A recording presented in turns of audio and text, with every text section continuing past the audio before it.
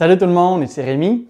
Quand j'ai démarré la chaîne, j'avais décidé de faire des entrevues avec des personnes, des entrepreneurs, pour que vous puissiez avoir d'autres points de vue, d'autres façons de penser sur des sujets et pas juste la mienne, ma façon de voir les choses. Comme ça permettait d'être un petit peu plus ouvert. Bon, j'en ai fait 2, ça commençait très bien, mais après ça, il est arrivé un événement, un petit événement mondial, qui fait qu'on pouvait plus se voir, fait que le projet est un peu tombé à l'eau, mais aujourd'hui, ça recommence. Aujourd'hui, je recommence donc les rencontres avec des gens et je suis vraiment content de vous présenter une capsule que j'ai faite avec Joe Finance. Joe, c'est un gars qui s'intéresse grandement à la bourse et je trouve que c'est un sujet qui est vraiment complémentaire à mes sujets à moi, donc je pense que ça pourrait grandement vous intéresser. D'ailleurs, j'ai moi-même connu Joe par l'intermédiaire de YouTube et je pense que YouTube, il trouve qu'on se complète bien aussi parce que selon YouTube, ça dit que ceux qui regardent mes capsules regardent aussi les siennes. Fait qu'il y en a peut-être d'entre vous qui le connaissaient déjà. On a eu l'occasion de se parler, Joe et moi, ça fait peu de temps. On a fait une capsule au travers de sa chaîne à lui et ça se passait via Zoom. Mais maintenant, on a décidé de faire une rencontre à l'inverse, c'est-à-dire maintenant, c'est moi qui pose des questions et tout ça, ça se passe dans mon auto. Bref, j'espère que vous allez apprécier le format, les opinions et aussi les connaissances de Joe Finance. Donc, salut Joe Finance. Merci de me recevoir, Rémi, l'argent immobilier. Donc, ouais. Deuxième collaboration ensemble. Tout à fait, c'est ça, je l'ai dit dans l'intro, on vient de faire une petite vidéo ensemble, on n'était pas en vrai. Là, moi je suis doublement vacciné, on s'est dit ok c'est le temps, moi je me sens confiant maintenant là, de pouvoir rencontrer des gens et je trouvais que c'était une belle façon de voir parce que moi de mon côté je parle beaucoup d'immobilier, un peu de finance aussi, mais la bourse je m'y connais très peu. Je l'ai dit que je viens tout juste de commencer à débuter en bourse, là, à investir, mais souvent je ne sais pas dans quoi j'investis pour être franc. Je ne compte pas, j'ai pas vraiment la notion de tout ça, donc je suis très content de te recevoir parce que on se connaît pas directement encore, mais oh, on s'est fait couper. En théorie, l'auto l'aurait fait, mais en tout cas. On se connaît pas encore tout à fait, mais par tes capsules, quand même, tu es assez calé dans la bourse. Je n'irais pas dire que je suis calé, mais je m'intéresse. Je suis intéressé, puis évidemment, à chaque jour, mes connaissances augmentent parce que je fais des recherches, je fais des nouveaux vidéos, des gens qui me posent des questions, puis honnêtement, les gens qui me posent des questions, des fois, je la connais pas, la réponse, mais tu sais, je vais la chercher, puis j'essaie de fournir l'information la plus juste possible. Puis c'est ça, on est dans un processus continuel d'apprentissage. Puis c'est ce qui me permet YouTube aussi, c'est ça. Je me suis dit, tu sais, à chaque soir, je fais des lectures sur divers sujets de la bourse. Puis là, je le partage. Puis voilà, tu sais, des fois j'ai tort, des fois j'ai raison. Puis c'est ça, c'est... Puis on se rend compte, pour le faire moi-même, que du moment où tu dis « je vais partager mes connaissances », c'est aussi là que tu reçois le plus de connaissances. Exact. C'est un processus d'interaction avec la communauté de Joe Finance. Dans la zone commentaire, il y en a plusieurs qui commentent, puis on partage nos opinions. Puis c'est le fun parce que on n'a pas nécessairement besoin d'être d'accord. J'ai fait certaines vidéos où les gens n'étaient pas d'accord avec ce que j'avançais, puis c'est correct, c'est normal de ne pas être d'accord. Puis à chaque fois, je remercie les gens de commenter et de partager leur opinion parce que ça nous fait réfléchir mutuellement. Des fois, on sort de nos positions, puis des fois, on reste dans nos positions, puis c'est correct. C'est ça, c'est vraiment le fun de partager avec les gens, de parler de la bourse, de parler un peu d'immobilier. Des fois, je fais certaines vidéos sur l'immobilier, mais évidemment, ça, c'est toi l'expert dans ce dossier. Je trouve qu'on se complète bien, effectivement, là, dans le monde de l'argent, qui est omniprésent dans nos vies, puis qu'on se doit de connaître un peu, je crois, là, pour bien s'en sortir, ou pour maîtriser. C'est pas quelque chose qu'on apprend à l'école, hein, donc si on peut partager un peu des choses, des essais-erreurs qu'on a faites, les gens aiment ça. Je vais y aller d'une première question. Il y a beaucoup de gens qui entendent la bourse, veulent débuter en bourse, mais souvent, ils pensent que la bourse, c'est inaccessible, qu'il faut investir 100 000 en partant, sinon c'est pas intéressant. Pour toi, là, la bourse, comment tu vois ça? Puis, combien il faut pour débuter en bourse selon toi? Là? Écoutez, la bourse n'a jamais été aussi accessible dans l'histoire des marchés boursiers là, qui ont commencé... aux Pays-Bas dans les années 1600 quelque chose. Donc la bourse n'a jamais été aussi accessible. On parle des applications comme Wealthsimple, comme aux États-Unis, Robinhood ou Webull, c'est tellement rendu facile d'investir en bourse. Puis ça prend pas beaucoup d'argent. Il y a deux types de façons d'investir en bourse. Le premier, c'est d'investir passivement. Donc là, vous ne vous cassez pas la tête, vous n'avez pas besoin de faire 10 000 recherches pour essayer de sélectionner l'entreprise qui va réussir.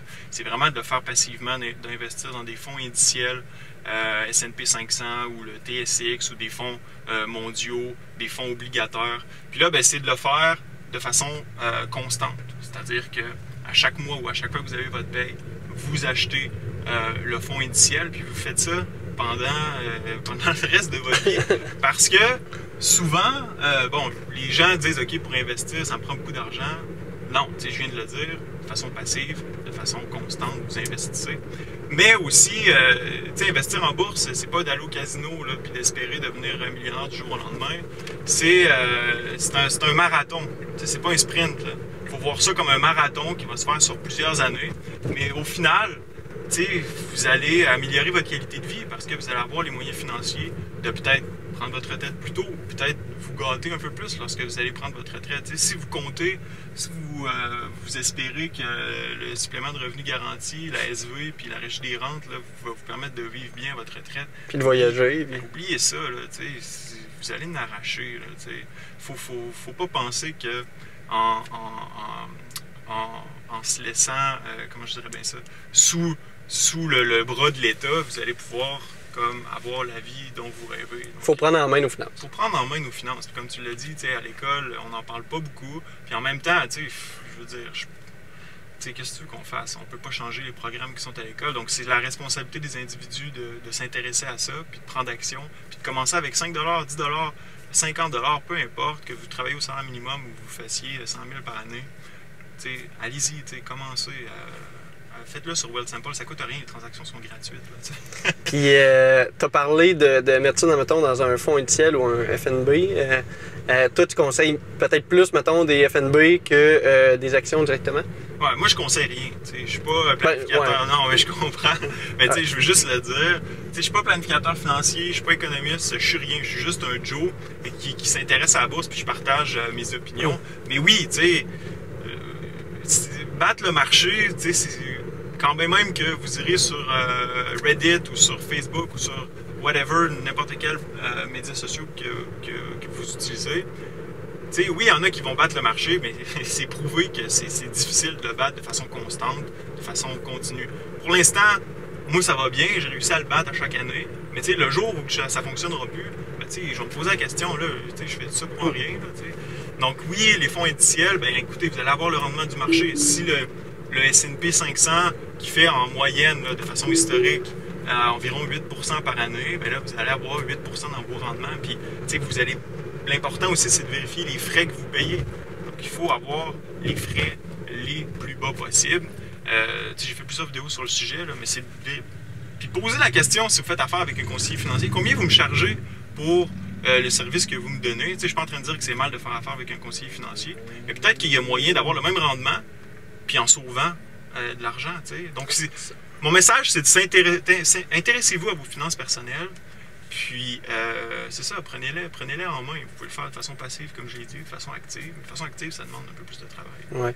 Ouais. Toi, tu as commencé à investir en bourse quand? Ça fait 4-5 ans environ.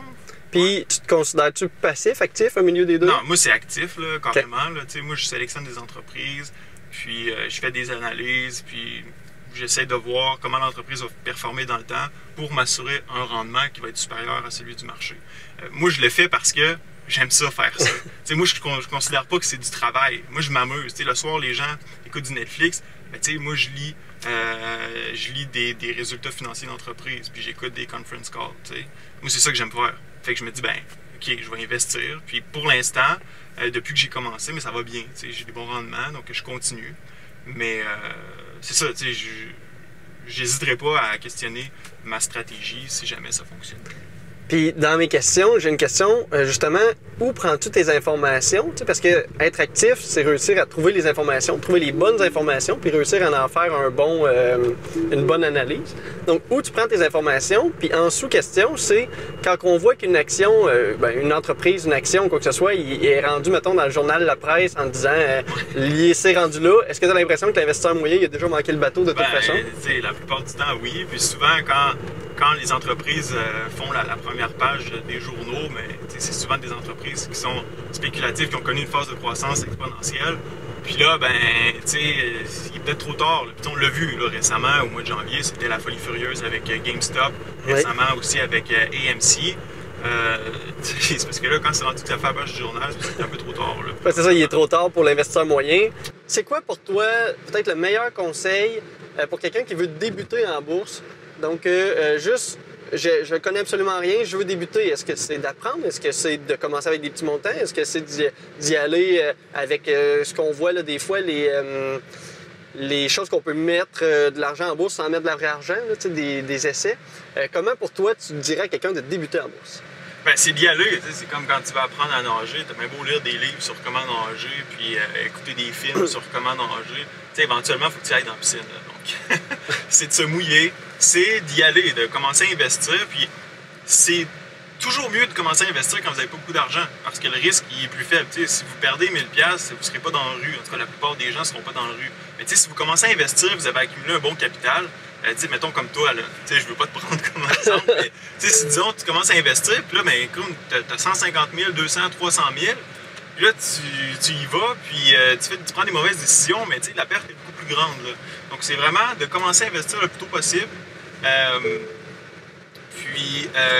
C'est en cours de processus d'essayer d'apprendre le plus. Donc là, oui, c'est le temps de consulter des livres, lire des livres, consulter des vidéos sur Internet. Puis c'est ça, il faut apprendre. Puis, là, tu me parlais de se pratiquer avec de la fausse argent. Souvent, les gens qui veulent apprendre à trader font ça. Oui, mais il faut regarder aussi ce qui se passe avec ça. C'est que vos émotions ne sont pas là parce qu'il n'y a aucun risque au final. Puis la bourse, c'est ça, c'est la gestion des émotions. C'est l'élément qui est fondamental. Quelqu'un qui n'est pas capable de gérer ses émotions, quelqu'un qui est impulsif, quelqu'un qui est anxieux, il ne sera pas bon en bourse. Là. Donc, c'est pour ça que de prendre ces ces systèmes-là de pratique de bourse, là, donc paper trading qu'ils appellent, c'est bon, mais jusqu'à un certain point. Moi, je favorise pas le trading. Moi, je suis un investisseur de long terme. Fait que c'est ça, c'est d'y aller, puis de commencer à investir, puis en cours de route, d'apprendre de ses erreurs, parce que vous allez en faire des erreurs. J'en ai fait. Je pense que ma plus célèbre, j'ai fait une vidéo là-dessus, c'est Tesla. Ouais. D'ailleurs, ceux qui écoutent, je vous invite à aller le voir. Là. Joe Finance Tesla dans YouTube, vous allez voir. C'est ça. Donc, allez-y. Commencez à investir. Apprenez à nager, allez dans le piscine. Puis, justement, tu parles tu en as fait des erreurs. C'est quoi pour toi, tu penses, ta meilleure journée en bourse et ta pire journée en bourse? Ça varie d'une journée à l'autre. La bourse, là, c'est à chaque jour, là, c'est Monsieur Marché, il nous dit c'est quoi le prix de nos actifs. Tu sais, ça, t'as pas ça en immobilier, il n'y a personne qui vient cogner chez vous à chaque jour pour te dire OK, aujourd'hui, ton triplex, il vaut 500 000. Là, le lendemain. 490. C'est ça, 490. Puis là, le surlendemain, 575. Ouais, il n'y a personne qui vient faire ça. Là. Mais la bourse, c'est ça. C'est qu'à chaque jour, ils te disent écoute, ton actif dans cette entreprise, là, il vaut 200. Le lendemain, 220. Puis le surlendemain, 150. Donc, c'est pour ça que la gestion des émotions, c'est important. Ma meilleure journée en bourse, mais ça varie. Là, dans une journée, j'ai déjà fait, disons, 20 000 $.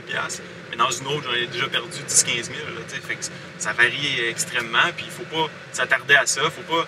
si tu tombes dans la mauvaise habitude de vérifier à chaque jour ce que je fais, malheureusement. C'est ça, de vérifier à chaque jour ton compte de courtage, puis Je prends pas action, par contre. Moi, je le vérifie tous les jours. Action par rapport à ça. Là, oublie ça. Là, oui, tu peux le consulter, mais c'est juste un chiffre là, au final. Il faut que tu aies une conviction constante dans tes investissements, si évidemment tu as fait le travail nécessaire préalable. Puis il faut rappeler aux gens aussi que même si, admettons, tu as perdu 20 000, tu te dis jusque dans une journée, mais tu l'as pas perdu tant que tu l'as pas vendu.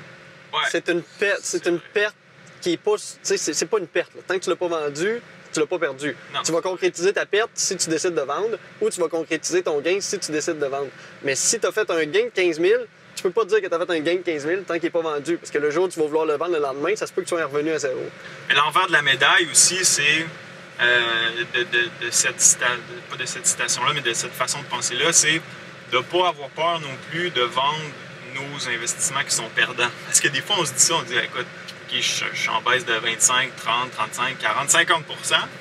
Puis là, on se dit, non, je vends pas, tu sais. Parce qu'on veut pas réaliser notre perte ou on veut pas, on se dit, il y a toujours comme l'entreprise va reprendre le dessus. Il ne faut pas avoir peur non plus de réévaluer l'entreprise et de dire, est-ce que les conditions initiales pour lesquelles j'ai investi dans l'entreprise sont toujours là? Puis s'ils ne sont plus là, ben écoutez, vous êtes aussi bien, vous êtes mieux de perdre 50 % que 100 %. Mais tu te retrouves quand même à avoir vendu Tesla au moment où tu aurais dû le garder. Oui, absolument. Mais ça a été une mauvaise gestion de mes émotions. Parce que au moment où j'ai investi, pour avoir un peu de contexte, c'était au moment où la compagnie faisait le ramp-up de la production du Model 3. Puis là, ça allait vraiment pas bien. Il y avait des articles partout. Tesla allait faire faillite. Était à 2 semaines de la faillite. Je me souviens, il y avait un article sur Bloomberg qui avait un compteur sur comment Tesla brûlait d'argent. Ça montait à chaque seconde. C'était infernal. Puis là, je sais pas pourquoi, mais là, l'action continuait de descendre. Je continuais d'acheter. Puis là, à un moment donné, j'ai dit, ah non, ça se peut pas. Tesla, elle réussira pas à s'en sortir. Puis juste avant qu'elle publie ses résultats du 3e trimestre, qui était son premier trimestre profitable. Toi, tu t'es dit, le 3e trimestre risque d'être à perte encore plus, ça va descendre. Exactement. Fait que là, j'ai dit, garde, là, je suis revenu à mon coût moyen d'achat. J'ai dit, je vais vendre, puis après, je réévalue la situation. Mais ça a été une erreur. Puis là, j'ai vendu, puis après, j'ai dit, ok, j'ai oublié l'entreprise. Fait que pendant plusieurs années, je m'en suis pas préoccupé tant que ça.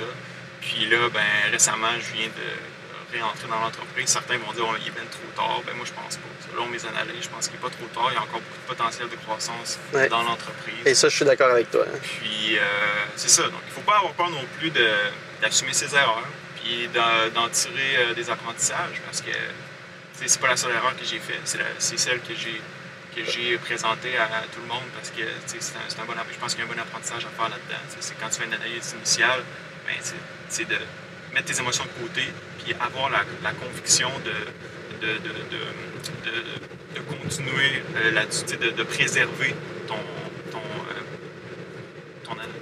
la raison fondamentale pour laquelle tu as investi. Oui, c'est ça, à la base. Ouais. Exact. Donc, tu as commencé, ça fait quand même une couple d'années, tu es quand même actif. Est-ce qu'aujourd'hui, là, je pose la question pour les gens, des fois, qui pensent qu'à la bourse, ça pourrait être facile, ou à l'inverse, est-ce que ça l'est ou ça ne l'est pas? Est-ce qu'aujourd'hui, tu pourrais dire que tu pourrais vivre de la bourse? Non. Non, parce que je le vois, tu sais, je suis pas millionnaire, là, tu sais, j'y travaille, là.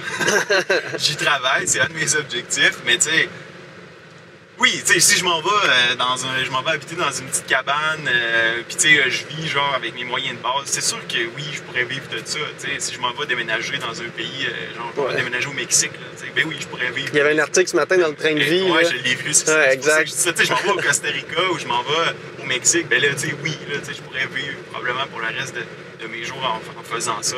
Mais tu sais, pour l'instant, c'est pas mon objectif. Mon objectif, c'est d'être capable de rester ici, d'avoir un bon train de vie, puis de vivre de mes investissements. Je ne suis pas encore là. Et évidemment, si j'aurais commencé plus tôt, peut-être que je serais là aujourd'hui, mais malheureusement, dans ma vingtaine, je n'étais pas vraiment intéressé à ce genre de sujet-là.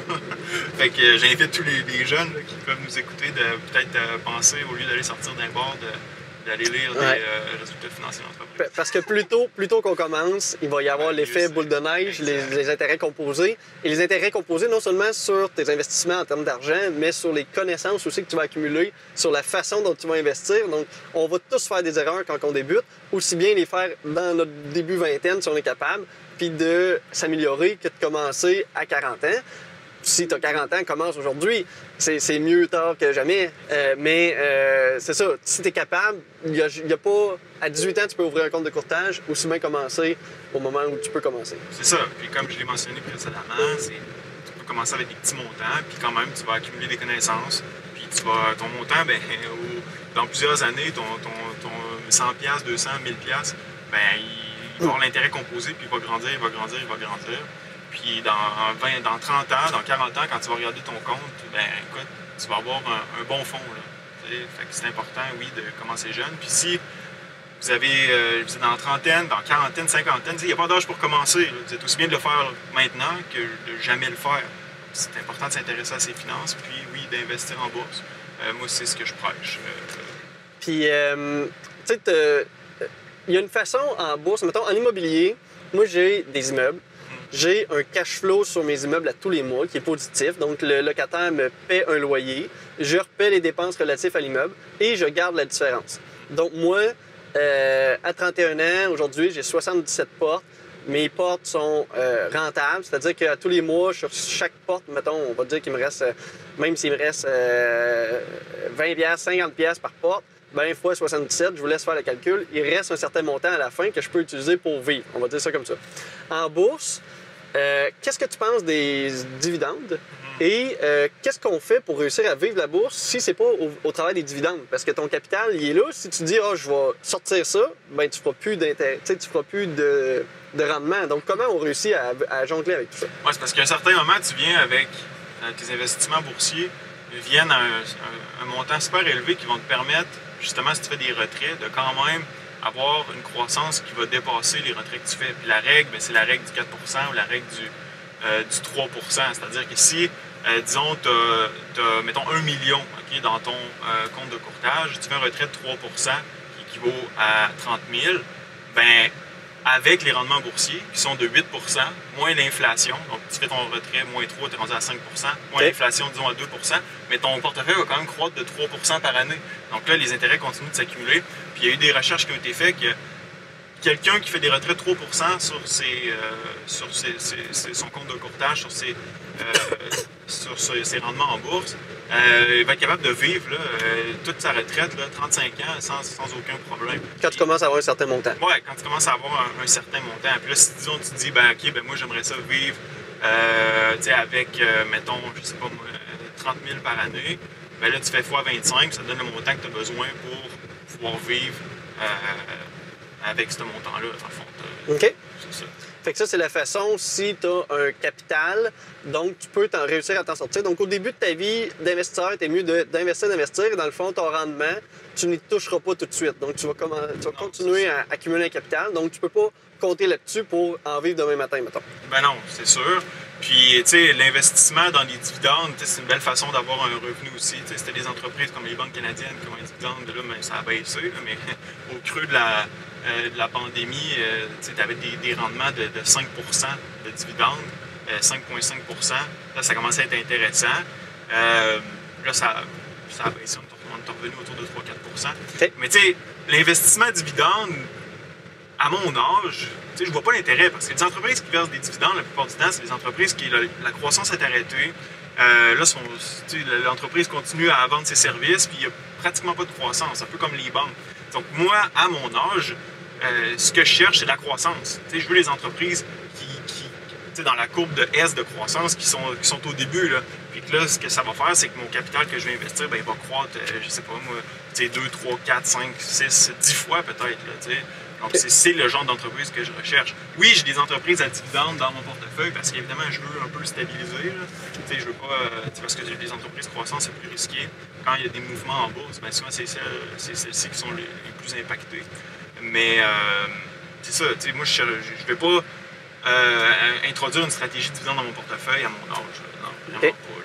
Mais éventuellement, si tu es sur le bord de la retraite, là, peut-être que oui, je vais réaffecter du capital dans mon portefeuille vers les entreprises dividendes, ce qui va me permettre d'avoir un revenu stable à chaque année, disons 3 Ben là, écoute, je peux retirer ces dividendes-là puis vivre avec mes dividendes. Puis il y en a qui le font. Là, puis, tu vois, c'est une question que je n'avais pas écrite, mais que je viens de penser. Toi qui investis, est-ce que tu as maximisé les chemins que le gouvernement offre? On parle du REE. Bon, je sais pas, non, j'ai pas d'enfant. T'as pas d'enfant. Malheureusement, j'ai pas encore d'autres. On parle aussi évidemment du REER et du CELI. Qu'est-ce que tu penses de ces trois, entre autres, facteurs-là qui nous permettent d'investir des choses de façon semi à l'abri de l'impôt? Oui.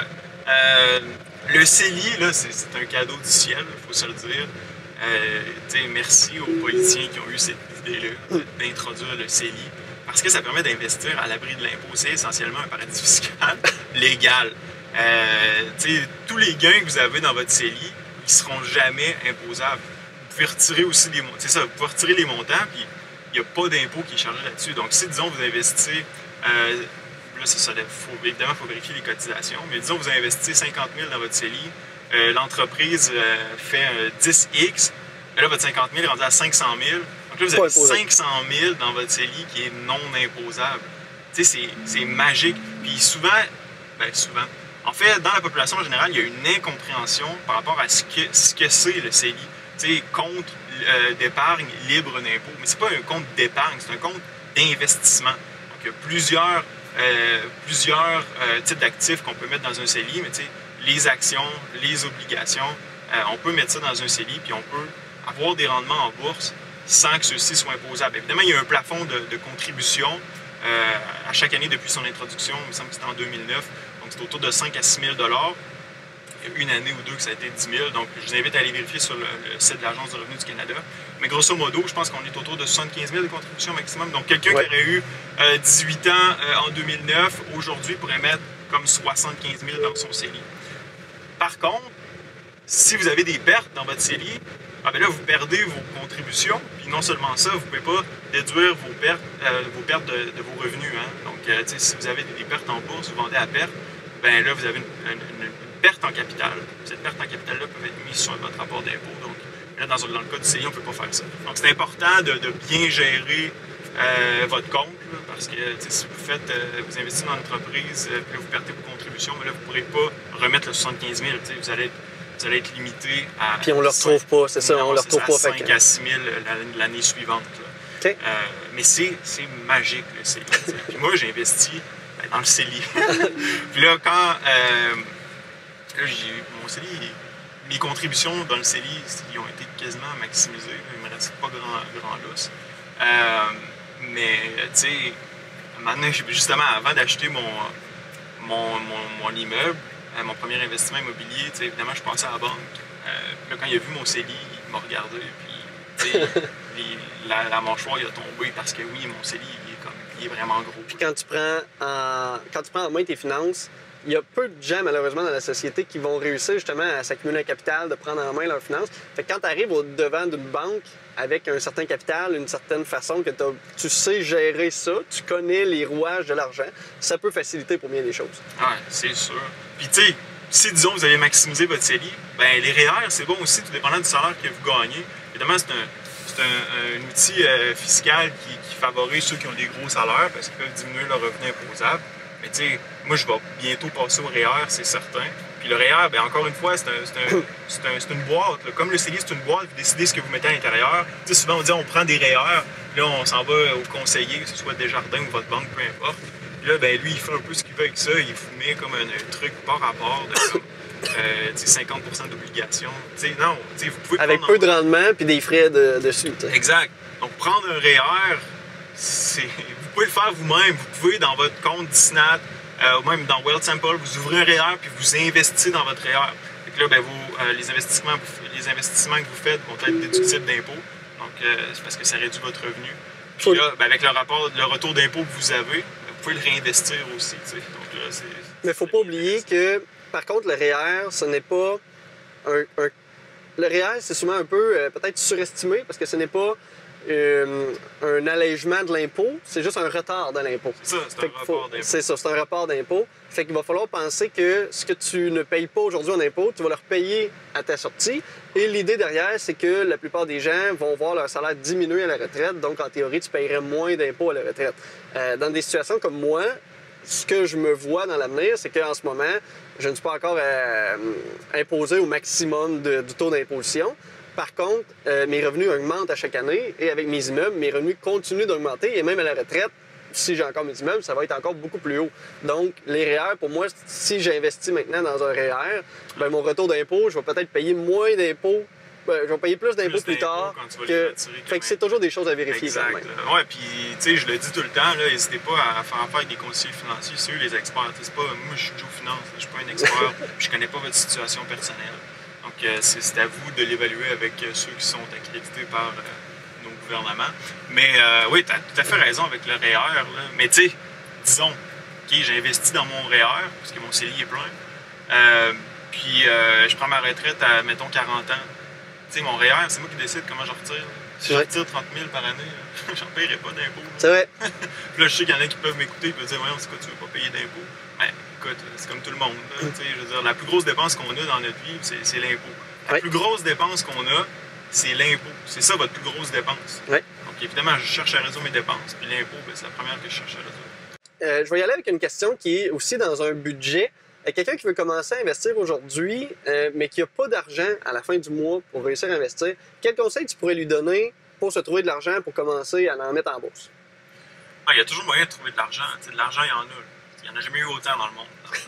Il y a des façons de trouver de l'argent. La première, évidemment, c'est de savoir là, qu'est-ce qui rentre, qu'est-ce qui sort. Donc, faites un budget. Vous pouvez connaître votre situation financière. Donc, en faisant un budget, on sait où est-ce qu'on dépense. Des fois, c'est vrai, des fois, il y a des gens qui n'ont pas de lousse. Puis c'est vrai, il faut le reconnaître. T'sais, si vous travaillez au salaire minimum, vous avez un appartement à payer, puis vous pouvez vous nourrir, il ne reste pas grand-chose. Ça, je vous l'accorde. Par contre, il n'y a rien pour rien dans la vie. Là. Donc, si vous voulez vous en sortir, puis pas travailler au salaire minimum toute votre vie, puis finir votre retraite, ça riche des rentes, il faut que vous preniez un deuxième emploi, ou il faut que vous mettiez en valeur certaines compétences que vous avez. Si vous êtes bon charpentier, ben, peut-être que vous pourriez aller faire des petits jobs sur le bord. Ou vous pourriez vous trouver un deuxième emploi. Si vous avez une voiture, ben, peut-être faire du Uber ou je sais pas. Il y a toujours moyen de dégager plus de revenus. Puis là, à partir du moment où on dégage plus de revenus, on commence à investir, ben, éventuellement, au bout de la ligne, ben, vous allez peut-être être en mesure d'améliorer vos conditions de vie. Puis on parle souvent, là, je prends par exemple McSween, là, que tout le monde connaît maintenant. Son premier livre, En as-tu vraiment besoin? C'était, je dois avouer, je ne l'ai pas lu, là, ou du moins pas complet. Là. Mais je trouve que par le titre, c'est beaucoup de couper dans les dépenses puis de se priver. Tu sais, ça sonne un peu comme ça. Mais moi, ma philosophie, ça a toujours été de dire, au lieu de me priver dans mes dépenses, je vais trouver le moyen d'augmenter mes revenus. Tu sais, il y a moyen d'augmenter ses revenus. Puis il y a moyen aussi de le faire sans travailler tout d'un coup à 3 jobs, puis d'avoir plus de temps pour rien, puis d'avoir plus de vie. Tu sais, il y a moyen.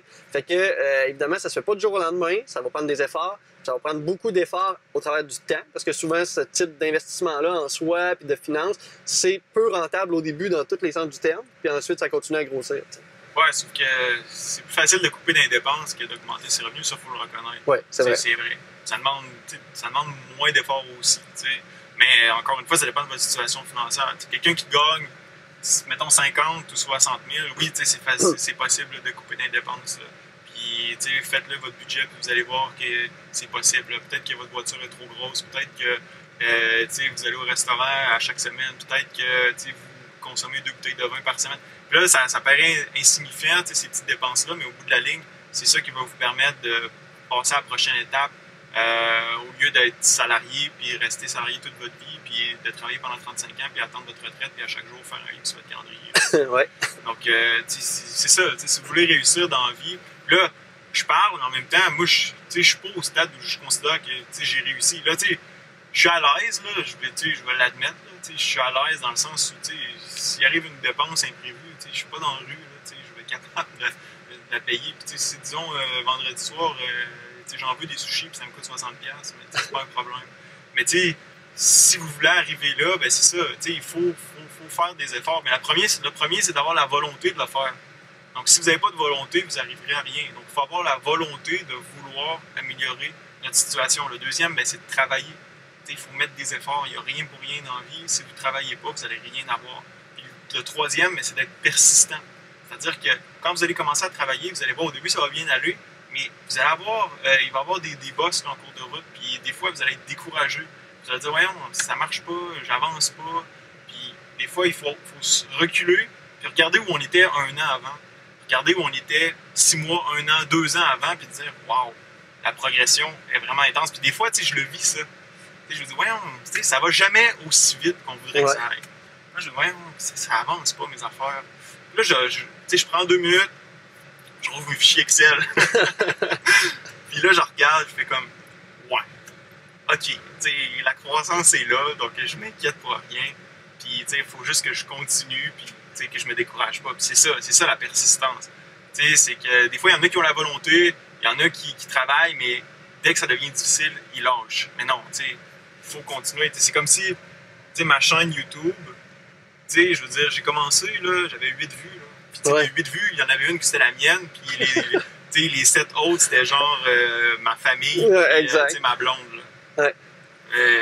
Ben, j'ai continué, puis là, je continue encore. Je veux dire, je suis une crotte de nez dans l'univers YouTube, mais quand même, je tire du plaisir de ça, puis je continue à le faire, puis je lâche pas. Puis voilà, éventuellement, ça finit par payer. Puis là, je parle des économies, là.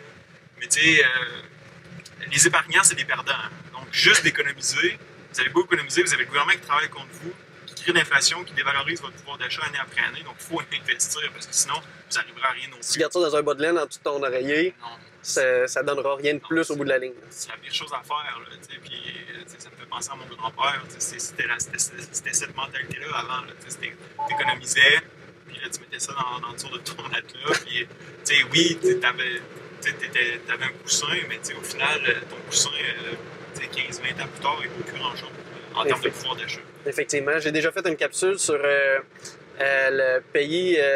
l'inflation pour payer ses dettes. Si on achète une maison à 100 000 maintenant, mais qu'on la paye juste dans 100 ans, ça va être beaucoup plus facile à payer que la payer aujourd'hui. C'est sûr, parce que ton revenu dans 100 ans, il va être ajusté à l'inflation. La valeur de ton 100 000 ça va être à rien. Faites juste penser à... je veux dire, je suis pas si vieux que ça, mais si je retourne des années 90, quand mon grand-père me donnait comme 2 piastres, c'était 2 piastres en papier, je m'en rappelle. Avec 2 piastres, t'allais au dépanneur, t'étais capable d'acheter des bonbons et tout ça. Des bonbons à une scène, ça n'existe plus, ça. Aujourd'hui, avec 2 piastres, t'achètes à rien, mon père, ça démontre justement la perte de valeur du bonbon. Mon père et ma mère ont acheté la maison où je suis pas tout à fait né, mais où je suis né à 93 000 en 91, 92. Aujourd'hui, la même maison se revend 300 000, tu sais. Fait que c'est fou, là, quand on y pense, ça va-tu toujours augmenter? On ne sait pas, mais éventuellement, oui, parce que la valeur de l'argent diminue. Donc, pour acheter la même chose, c'est pas tant la valeur de l'actif qui augmente, c'est que la valeur de l'argent diminue, donc ça t'en prend plus pour acheter la même chose. C'est ça, exactement. Donc, tu m'as lancé la question quand on a fait notre entrevue ensemble, et je te relance exactement la même question. Qu'est-ce que tu penses des crypto-monnaies? Ben, les crypto-monnaies, il faut faire attention, parce que là, présentement, il y a quoi? Il y en a comme des milliers. Là. Je pense qu'on a dépassé 5 000, on n'est pas loin de 6 000 crypto-monnaies. Là. Je connais pas ça. Évidemment, c'est pas toutes les crypto-monnaies qui vont rester. Puis il faut réfléchir, il faut retourner à la raison pour laquelle la crypto-monnaie est inventée, le Bitcoin, qui est comme la première qui a été inventée. En fait, c'est un hedge contre les gouvernements qui dévaluent notre monnaie année après année. C'était en plein milieu de la crise financière. Il y a des milliards qui avaient été imprimés pour sauver les banques et tout ça. Donc là, les créateurs du Bitcoin se sont dit, on veut faire une monnaie qui est pas inflationniste puis qui va permettre aux gens de transiger entre eux sans intermédiaire. Donc, on n'a plus besoin des banques non plus. Puis, qui va permettre de conserver leur valeur. C'est sûr que là, le Bitcoin, il a pris beaucoup de valeur récemment. On a chuté de 50%. Est-ce que je pense qu'à long terme, les crypto-monnaies vont rester? Oui. Les principales, ça va rester. Le Bitcoin, ça va rester. Ethereum, ça va rester. Quel va être le prix? Bien, ça va dépendre de l'adoption des gens. Mais là, le Bitcoin, tu sais, la plupart des gens, même les institutions, l'ont adopté. Donc, c'est là pour rester. Puis, tu sais, il peut y avoir une place pour les crypto-monnaies dans votre portefeuille. Est-ce que vous devriez être 50% dans les crypto-monnaies? Je pense pas, parce qu'il y a un gros facteur volatilité. Tu sais, on l'a vu, le Bitcoin est monté à 64 000. Là, on présentement autour de 32 000. Une chute de 50%, puis c'est pas sa première, puis c'est pas sa dernière non plus, parce que c'est un environnement qui est pas régulé. Donc là, on parle vraiment du libre marché le plus complet. C'est la spéculation pure. Non, tu sais, on revient on revient pratiquement 200 ans en arrière. Avant, chacune des banques imprimait sa propre monnaie. Puis ce qui donnait la force à la monnaie de la banque, bien, c'était la confiance qu'accordait la population dans cette monnaie. Mais c'est la même chose avec les crypto-monnaies. Tu sais, quelles sont les crypto-monnaies que les gens ont le plus confiance? Ben, c'est les noms les plus connus, le Bitcoin, puis c'est Ethereum. Il y en a quelques autres, là, ADA, mais C'est ça, donc non, c'est vraiment intéressant. C'est vraiment intéressant les crypto-monnaies. C'est un environnement. C'est une chose à suivre. C'est un épopée. C'est un livre qui s'écrit au fur et à mesure, qui vaut la peine de s'intéresser, mais il faut être conscient de ce que c'est avant de commencer à investir dedans. Non, c'est ça, parce que vous pouvez tout perdre comme vous pouvez devenir millionnaire du jour au lendemain. Ceux qui suivent par exemple le Dogecoin, le Dogecoin Millionaire, le gars il a comme tout vendu. Il a mis comme une affaire de, je pense que c'était comme 180 000 dans le Dogecoin. Puis son compte est monté à comme 3 millions, pas loin de 3 millions. Puis, lui, il est comme Diamond Hand, je vends pas. Puis là, récemment, il est tombé en dessous du million parce que, évidemment, le Dogecoin, il a craché. Ça revient à ce que j'ai dit plus tôt, c'est que tant que tu ne vends pas, tu ne concrétises pas ton gain ou ta perte. Ouais. Moi, si j'avais été lui, c'est sûr qu'il rendu à 3 millions, j'aurais peut-être... Ouais, mais rendu à 3 millions, tu te dis, il y a des chances que ça puisse monter à 4 puis à 5 millions. Ouais. C'est toujours ça de gérer. Non, mais tu sais, il faut être réaliste aussi. Ouais. En plus, le Dogecoin, c'est une crypto-monnaie qui est inflationniste. C'est-à-dire que il y a le nombre de Dogecoin en circulation augmente année après année. Contrairement au Bitcoin qui est fixé à 21 millions, il n'y en aura plus. Là. Quand tous les Bitcoins vont être minés, il va y en avoir 21 millions. Donc éventuellement, si l'adoption est là, le prix va continuer d'augmenter. Ça, c'est certain. Il y en a de l'inflation, puis l'inflation est intense. Regardez le prix des maisons, regardez le prix de l'immobilier. Ça, c'est de l'inflation. Le fait que l'immobilier a augmenté de quoi? De 20%? Entre 14 et 24%. Là. Donc, ça, c'est de l'inflation. Pourquoi? Parce que là, il y a plus de monnaie en circulation. Fait que les gens qui vont pas vendre leurs choses pour le même prix, ils vont dire, là, il y a plus d'argent en circulation. Puis ça, c'est un phénomène qui est vieux comme le monde. Là, je veux dire, en Espagne, là, quand les conquistadors venaient avec des bateaux pleins d'or, puis ils débarquaient là, au Portugal, en Espagne, qu'est-ce que vous pensez qui arrivait avec les prix? Tous les prix augmentaient parce qu'il y avait plus d'or en circulation. C'est la même chose. Quand le gouvernement imprime des milliards, même des milliers de milliards, c'est ça fait augmenter les prix. Le prix des actions, c'est directement lié à l'impression monétaire qu'il y a présentement, l'augmentation des actifs. Regardez n'importe quel graphique entre l'augmentation de la masse monétaire puis l'augmentation des cours boursiers ou l'augmentation de l'immobilier, c'est directement lié. On a des politiques monétaires qui sont hyper souples. C'est ça que ça fait augmenter le prix des actifs. Puis là, ça crée, évidemment, des écarts entre les riches et les pauvres, parce que les pauvres, ils n'ont pas d'actifs. Ils n'en ont pas d'actifs. Ils ont juste un revenu, puis après, ils dépensent pour acheter leur épicerie. C'est pour ça que c'est important de prendre ses finances en main, parce que oui, l'écart entre les riches et les pauvres continue de grandir, et ce n'est pas de la faute des riches, ce n'est pas de la faute des pauvres, c'est le système, malheureusement, qui est fait un peu comme ça. Donc, aussi bien essayer de se glisser là où ça peut être avantageux, plutôt que de juste surfer sur le système et de ne pas réussir à s'en sortir. Non, c'est ça. Donc, pour terminer, est-ce que j'ai compris, puis tu en as parlé un petit peu sur ta chaîne justement, tu viens d'acheter ton premier duplex. Pour toi, c'est quoi l'immobilier? Est-ce que c'est un facteur que tu vas commencer à t'y lancer? Est-ce que c'est pour le long terme? Est-ce que c'est du court terme? Est-ce que tu veux grossir?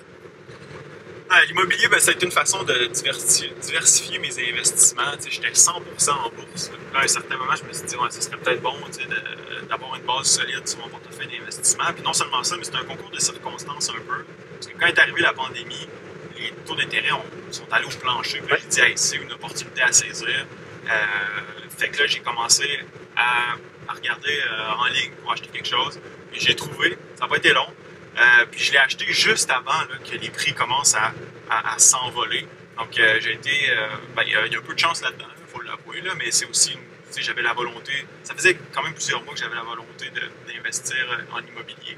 Est-ce que je vais me lancer plus que l'achat de mon duplex? C'est une question qui... je réfléchis à ça, là, puis moi, ce qui m'énerve un peu dans l'immobilier, c'est le côté de la gestion humaine. Ça prend...